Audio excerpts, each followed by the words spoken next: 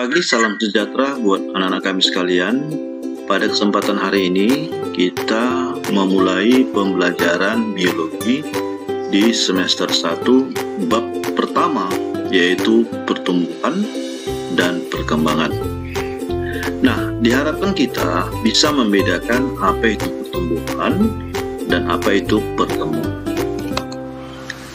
Pertumbuhan berupa proses pertambahan ukuran, di mana ukuran yang dimaksud meliputi volume, massa, panjang, tinggi, dan sebagainya. Adapun sifat dari pertumbuhan adalah: pertama, sel aktif membelah atau sering disebut dengan jaringan meristem. Sel-sel tersebut belum mengalami diferensiasi, artinya belum mengalami perubahan bentuk, di mana sel-sel tersebut masih bentuk seragam. Tidak dapat balik atau irreversible, sel yang sudah bertambah banyak tidak akan kembali seperti semula. Pertumbuhan ini dapat diukur yang disebut dengan istilah kuantitatif. Contohnya, auxanometer itu adalah suatu alat untuk mengukur bagaimana pertumbuhan tinggi tanaman. Nah, untuk lebih jelasnya, mari kita perhatikan dulu video yang menggambarkan pengertian pertumbuhan.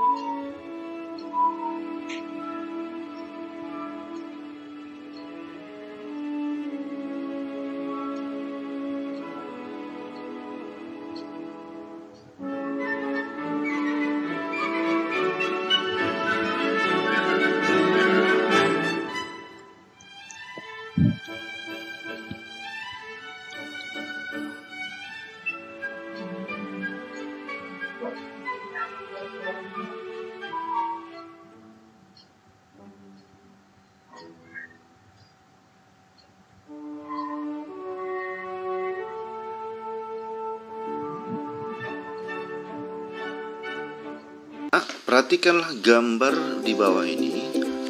Ada gambar auxanometer dan kurva pertumbuhan. Auxanometer ada dua macam, yang A auxanometer busur dan yang B auxanometer fever.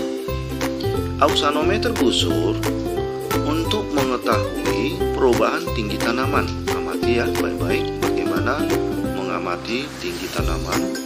Dihubungkan seutas tali antara pucuk batang dengan bandul. Nah, ketika ada proses pertumbuhan, maka akan mengalami perubahan pada parameter busur. Kalau yang B, auxanometer fever, adalah untuk mengetahui perubahan pada diameter batang. Jadi, prinsipnya adalah untuk mengetahui ada perubahan fisik pada tumbuhan. Nah, setelah mengetahui atau mengukur pertumbuhan tanaman, maka akan terlihatlah bagaimana grafik atau kurva pertumbuhan. Amati gambar, ada fase awal, di mana fase awal ini, pertumbuhan ini awalnya lambat. Namun, seiring dengan waktu, pertumbuhannya semakin cepat dan akhirnya pertumbuhannya menjadi stagnan. Sehingga kalau kita perhatikan grafiknya, adalah bentuk seperti huruf S atau dari kata sigmoid. Oke anak-anak, sudah paham ya bagaimana arti gambar ini? Perkembangan adalah gambaran proses hidup sebagai suatu perubahan kualitatif yang melibatkan perubahan struktur, serta fungsi yang lebih kompleks. Adapun sifat perkembangan yang pertama adalah selnya tidak lagi aktif membelah. Lalu, selnya mengalami diferensiasi dan spesialisasi atau mengalami perubahan bentuk dan mengalami perubahan fungsi. Perkembangan ini juga bersifat reversibel atau berkemampuan untuk terulang atau berulang untuk mengalami proses perkembangan. Perkembangan tidak dapat diukur, sehingga dapat ditentukan berdasarkan kualitatif. Perkembangan terjadi seiring dengan pertumbuhan, dan kemudian perkembangan ini merupakan gambaran dewasa bila siap melakukan fertilisasi. Setelah kita memahami apa itu pertumbuhan dan perkembangan, nah sekarang kita mulai mempelajari bagaimana pertumbuhan dan perkembangan pada tumbuhan. Pertumbuhan pada tumbuhan itu diawali dengan perkecambahan, yaitu peristiwa tumbuhnya embrio di dalam biji menjadi tanaman baru. Biji akan berkecambah jika berada dalam lingkungan yang sesuai. Bila biji berada dalam lingkungan yang tidak sesuai, maka biji tersebut akan tetap mengalami masa tidur atau masa dormansi. Proses perkecambahan ini memerlukan suhu yang cocok. Nah, suhu sangat menentukan bagaimana proses metabolisme. Lalu kadar air yang memadai. Air perannya adalah untuk menghidrolisis makanan yang ada di dalam biji, sehingga zat-zat organik berupa makanan tersebut akan diuraikan menjadi glukosa, asam amino, garam mineral, vitamin, dan air sebagai nutrisi bagi sel pada embrio. Oksigen yang cukup, di mana peran oksigen ini untuk proses respirasi menghasilkan energi, sehingga proses pembelahan sel aktif untuk mengarah perkecambahan. Kelembapan dan cahaya. Kelembapan berhubungan dengan metabolisme kimia. Kerja enzim sangat dipengaruhi oleh kelembapan, dan cahaya pada saat perkecambahan tidak dibutuhkan agar sel aktif membelah, dan ini akan menunjukkan suatu peran dari hormon auksin. Perhatikan perbedaan biji kacang dikotil dengan biji jagung monokotil. Pada kedua biji tersebut dilengkapi dengan kulit biji, ada epikotil, ada plumula, ada hipokotil, radikula, ya, lalu kotiledon. Begitu juga pada jagung. Namun, jika kita perhatikan secara spesifik, ternyata ada perbedaannya. Nah, di manakah perbedaannya? Pertama, kita perhatikan kotiledon pada tumbuhan kacang atau dikotil. Terdapat 2. Sementara pada tumbuhan jagung atau biji jagung ada 1. Sesuai dengan namanya, monokotil. Kalau pada kacang adalah dikotil. Lalu perbedaan berikutnya, pada biji kacang tidak terdapat jaringan buah, sementara pada biji jagung terdapat jaringan buah. Itu sudah menunjukkan perbedaan. Kemudian kita perhatikan pada embrionya. Pada embrio jagung, tepatnya pada ujung tanaman dilengkapi dengan koleoptil, yaitu untuk melindungi titik tumbuh bagian atas. Lalu dilengkapi dengan koleolija atau pelindung dari titik tumbuh akar atau radikula. Sehingga nampak perbedaan, sementara pada tumbuhan kacang dikotil bijinya tidak menunjukkan adanya koleoptil dan koleorija.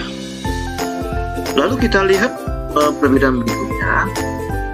Endosperma terdapat pada biji jagung, Sedangkan pada biji kacang atau biji dikotil tidak terdapat endosperm. Sehingga cadangan makanan untuk embrio itu didapatkan dari kotiledon. Nah, itulah menunjukkan adanya perbedaan anatomi dari biji kacang dikotil dengan biji jagung monokotil.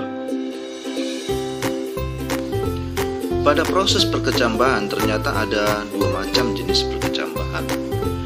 Nah, yang pertama adalah perkecambahan tipe epigel, artinya bagian hipokotil tumbuh memanjang sehingga kotiledon dan plumula terdorong ke atas permukaan tanah.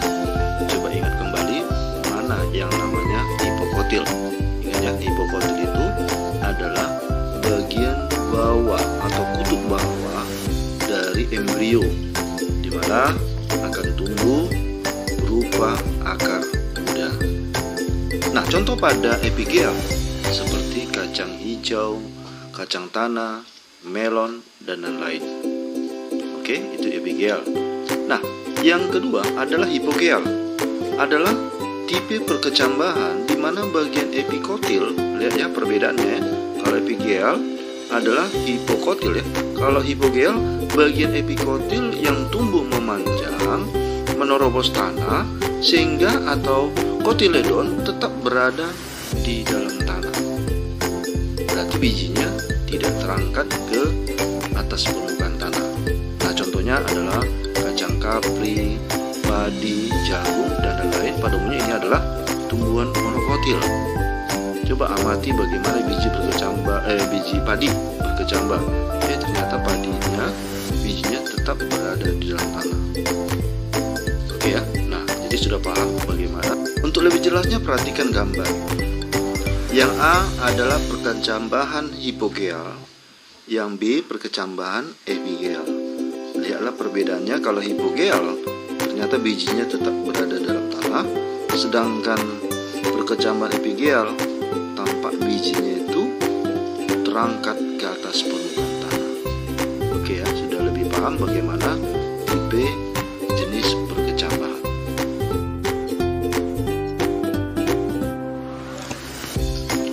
Nah, sekarang kita lanjutkan bagaimana pertumbuhan primer. Kalau dibilang primer itu berarti pemula. Pertumbuhan primer ini ditandai ujung batang maupun ujung akar tumbuh memanjang. Kenapa? Karena adanya aktivitas sel yang bersifat meristematis. Artinya sel itu makin lama makin bertambah banyak, sehingga ada perubahan fisik dari tubuh tumbuhan contohnya. Nah, kita lihat contoh di mana terjadi pertumbuhan primer, yaitu disebut dengan titik tumbuh akar. Coba bayangkan titik tumbuh akar, yaitu bagian hipokotil yang akan mengalami pertumbuhan perbanyakan sel, sehingga akar ini makin lama makin memanjang. Sedangkan titik tumbuh batang, yaitu bagian dari epikotil, ya, bagian atas, yang mana berdiferensiasi, ya, tentu diawali dengan penambahan jumlah sel. Selanjutnya ada penambahan sel sehingga ujung batang makin lama makin tinggi. Oke ya, nah itulah merupakan gambaran pertumbuhan primer. Jadi pertumbuhan primer ini adalah pertumbuhan awal yang terjadi di ujung batang maupun ujung akar. Paham ya, nak ya?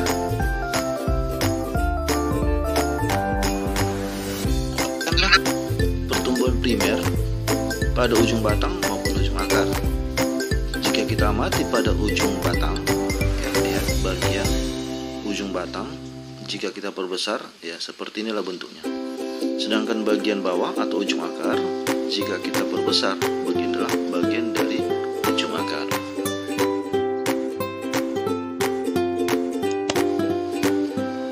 Nah, bila kita perbesar bagian dari ujung batang, tampak zona meristematik, ada bagian tunas daun, lalu ada bagian meristem apikal, lalu ada zona pemanjangan, di mana sel-sel aktif membelah sehingga tampak bagian dari ujung batang semakin tinggi.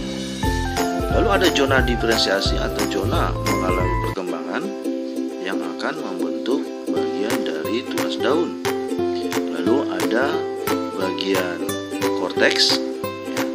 Lantas di sini nanti akan membentuk bagian-bagian jaringan dewasa yang lainnya. Nah, sedangkan yang sebelah kanan adalah gambar struktur ujung akar. Ada bagian tudung akar, yaitu melindungi dari meristem apikal.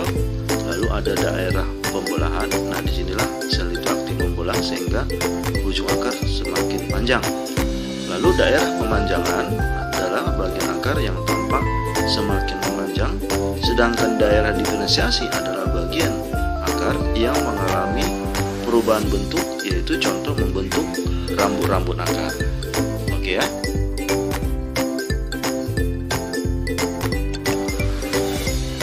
Pertumbuhan sekunder tentu berbeda dengan pertumbuhan primer. Pertumbuhan primer itu adalah pertumbuhan yang sifatnya memanjang, sedangkan pertumbuhan sekunder sifatnya adalah melebar atau membesar. Pertumbuhan sekunder ini merupakan hasil aktivitas meristem sekunder. Seperti kambium pembuluh adalah kambium yang berada di antara pembuluh angkut, baik itu xilem maupun floem. Kambium pembuluh ini mampu membelah ke arah dalam, itulah yang dikenal dengan xilem sekunder. Kambium pembuluh yang membelah ke arah luar, itulah yang bakal membentuk floem primer. Jadi pertambahan xilem sekunder dan floem primer nampak pada bagian batang semakin melebar. Itulah yang disebut dengan pertumbuhan sekunder pada bagian batang. Nah, di sisi lain, selain kambium pembuluh, ada kambium gabus yang dikenal dengan velogen. Kambium velogen ini adalah bersifat membentuk jaringan pelindung baru yang akan membelah juga ke arah luar. Kalau ke arah luar dia membentuk velum, yaitu berupa lapisan gabus, di mana lapisan gabus ini berupa sel-sel mati yang mengandung zat suberin, jadi kedap air. Sedangkan kalau dia membelah ke arah dalam, dia membentuk veloderm atau dikenal dengan korteks sekunder, terdiri dari sel-sel hidup dan tidak mengandung zat suberin. Jadi nampak perbedaan gambar. Inilah aktivitas kambium pembuluh.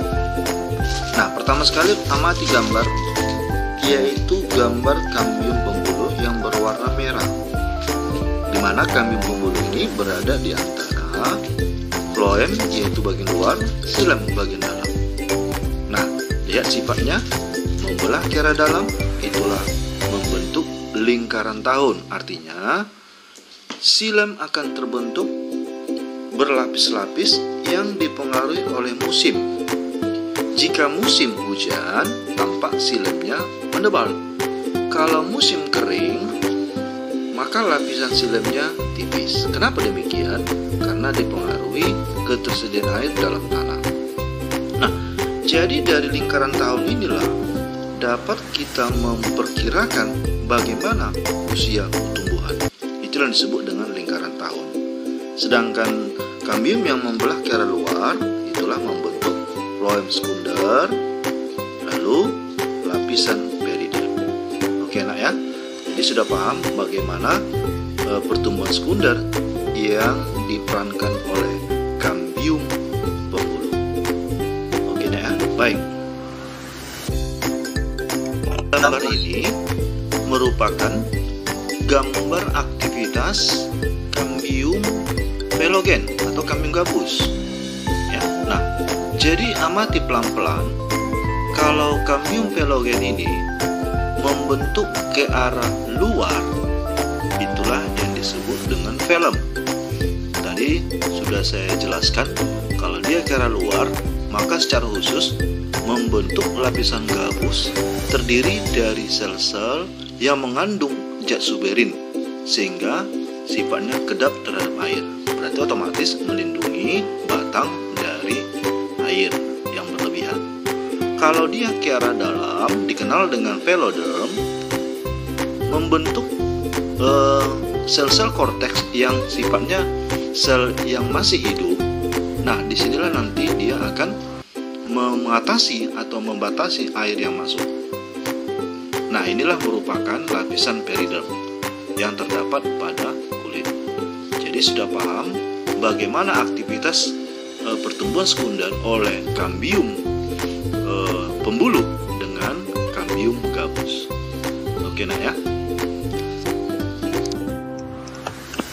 Demikianlah pembelajaran kita tentang pertumbuhan dan perkembangan, dan akan kita lanjutkan pada pertumbuhan dan perkembangan bagian yang kedua.